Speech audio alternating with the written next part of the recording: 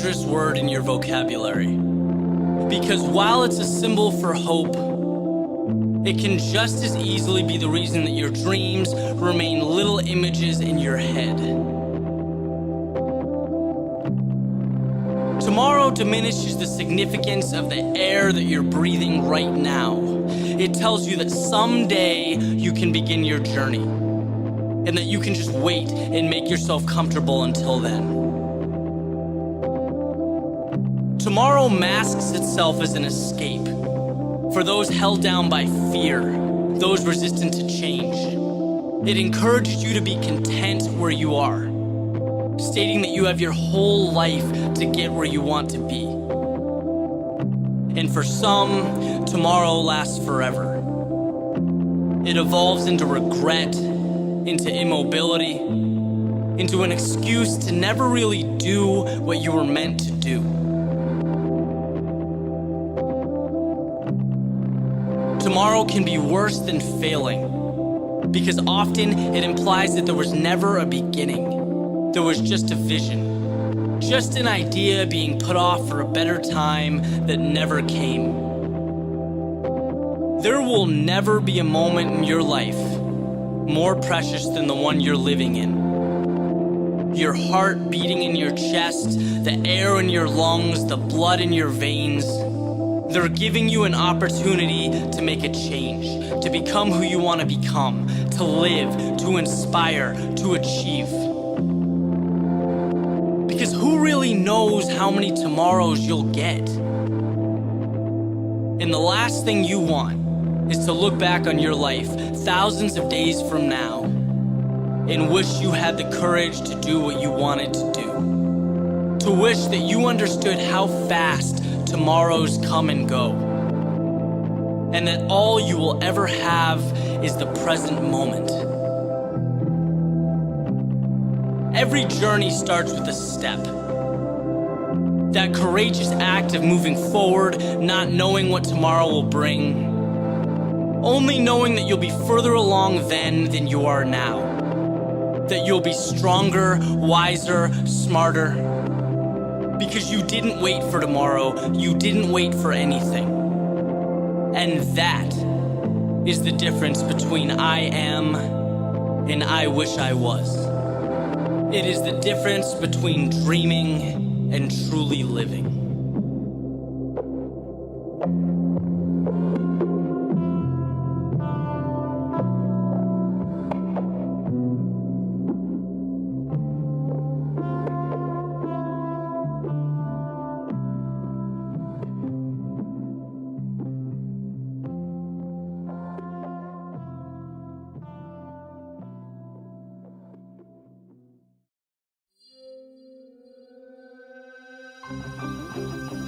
Life gives us infinite options.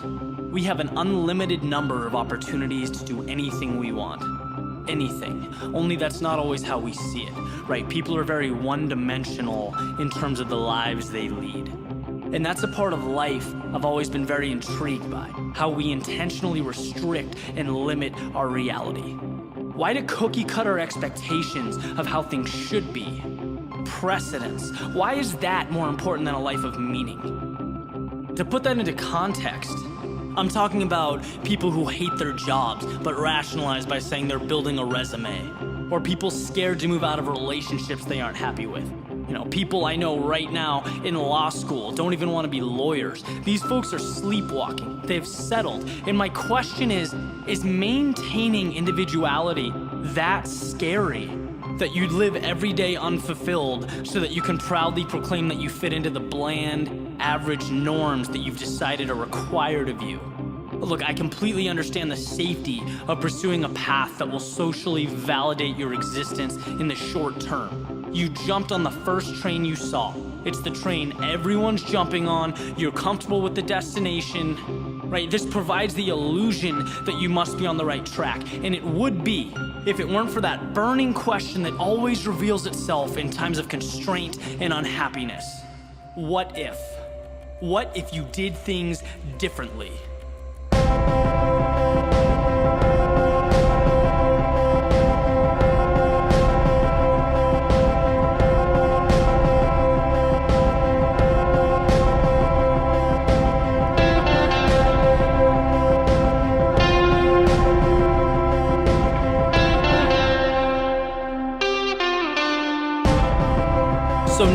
on this train with everyone else, all going somewhere you don't really want to go, together, bragging about it, and maybe you just wonder, right, what would have happened if you waited? What if you took another train? What if you weren't so worried about fitting into these black and white expectations that you did what you wanted? Right? Seems ridiculous to do what you want. And the truth is, it takes balls, it takes courage to let these trains go by one and wait for yours, right? Believe that your train is on its way. There's no proof that it is, there's no message everything's gonna work out, there's no safety guarantee. That's why so many people jump on that first train right to Mediocreville. To be different, to be great, start by looking at people who have done great things. They all have the same message. Believe in yourself. Trust your ability. It's not hidden. It's not a message that's hard to find. You just have to want to find it. Right? Steve Jobs talks about believing that the dots are going to connect in your future, driving towards something without proof. Muhammad Ali says he never feared his opponents because he had faith in his ability over everyone else's.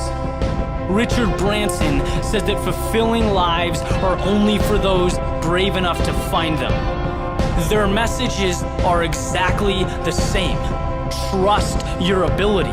I don't think any of these guys would be caught dead on the first train. Look, things generally work out.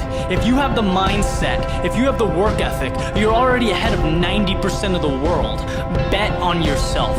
If you follow the crowd, you'll get lost in the crowd. Just because validation isn't right in front of you, it doesn't mean it isn't there. It doesn't mean it's not coming.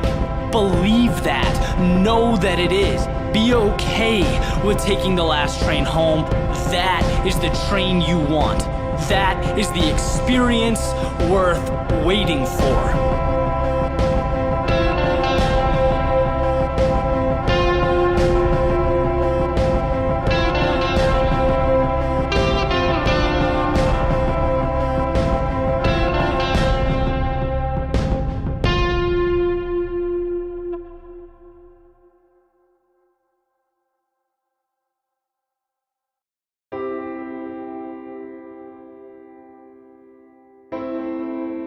So I dealt with something today that kind of knocked me off my feet a little bit.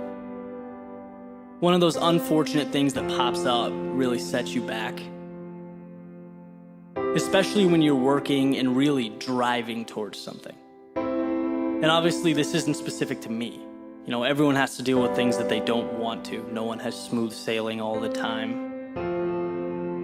But I was sitting in my living room, pissed off, angry at the world, thinking about all the ways that this unfortunate situation is going to be detrimental to what I'm trying to do. Really feeling defeated.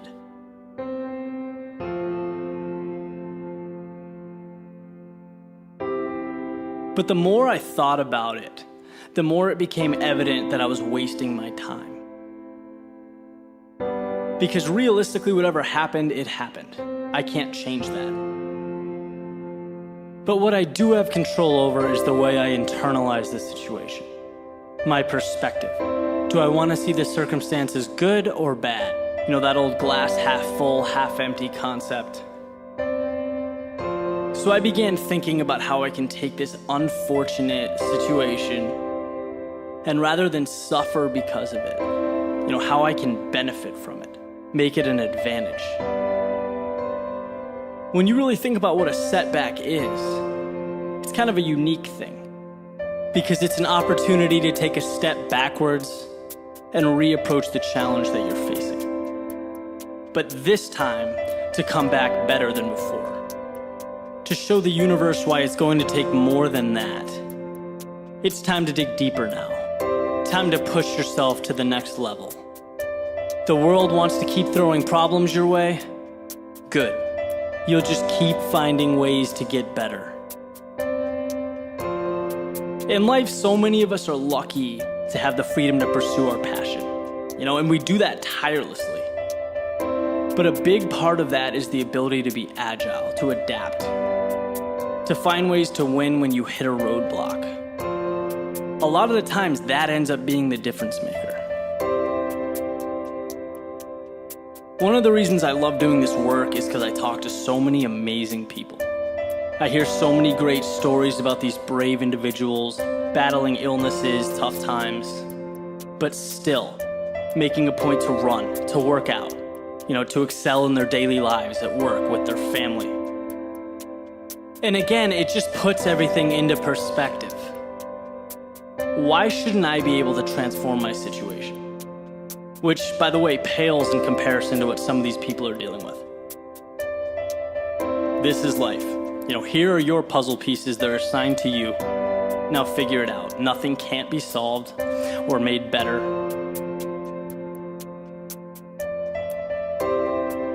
So I hope anyone listening to this, going through that rough stretch, I hope you can take that step back and really re-examine what it is that's in front of you. Don't be torn down by it. Grow from it. Because when the dust settles, you'll come out way stronger than you were before. And I assure you that the dust will settle. It always does.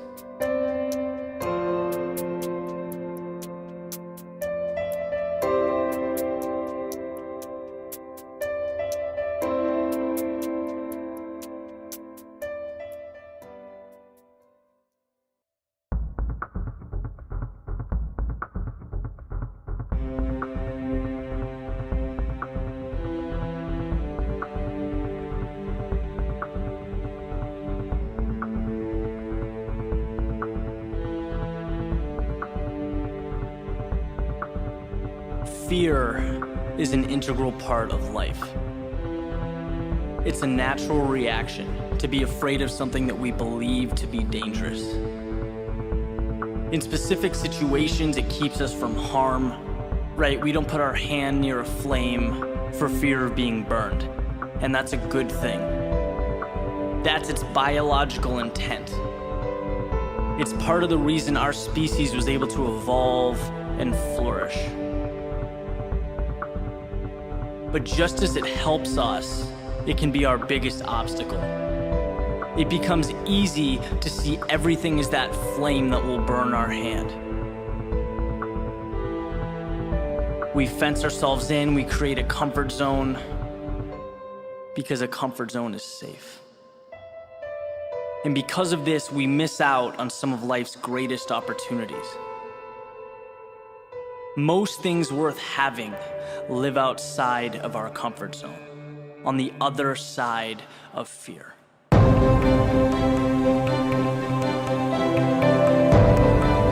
Everyone deals with being afraid. It's who we are. The difference lies in how we handle it. Quoting Peter McWilliams, he says there are two types of people. People who experience fear while trying to grow themselves and expand their comfort zone, and people who feel fear just thinking about expanding their comfort zone, never acting because they're scared of the unknown. It's the exact same fear that is felt by both types of people, those who act and those who hide. The difference is that one grows and one doesn't. One creates a life of adventure, of passion, the other a life of regret. It's funny because you start to hear these things so much that they come across as cliche, right? Fear is the great barrier. How many times have we heard that? But when was the last time you woke up and did something about it? Made an effort to do exactly what you're afraid of. Put yourself on the front line. Put yourself out there. These are the experiences that shape our character, where we prove to ourselves that, hey, maybe it's not so bad. Realistically, the worst that could happen is that you don't meet expectation. It's that you fall on your face.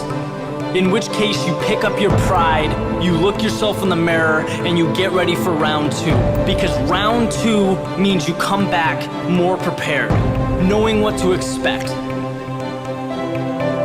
That's why it's been said that even if you fall on your face, at least you're moving forward. Eventually you'll adapt.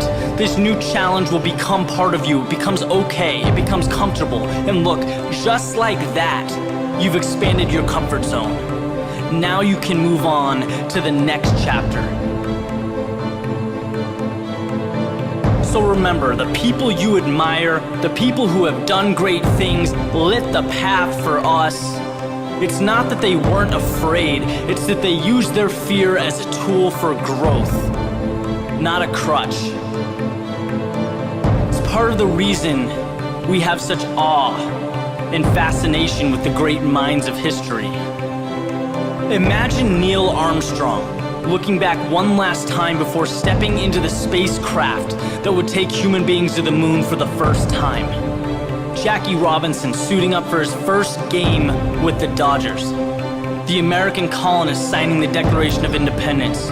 We don't think about it often, but just imagine if these people gave into the fear they must have felt overcoming these obstacles. What would we have? How different would life be? So my ask of you is that you find a way.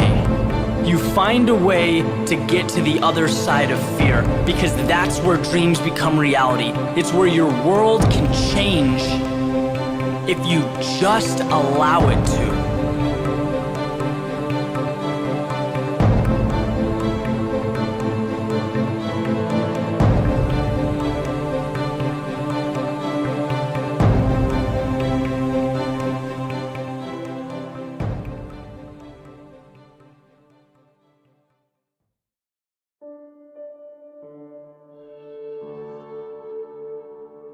So, typical Tuesday morning, I was up spending some time reading, checking out some videos online, and I came across one that really hit home for me, to the point where I wanted to make it the central theme for this week's video.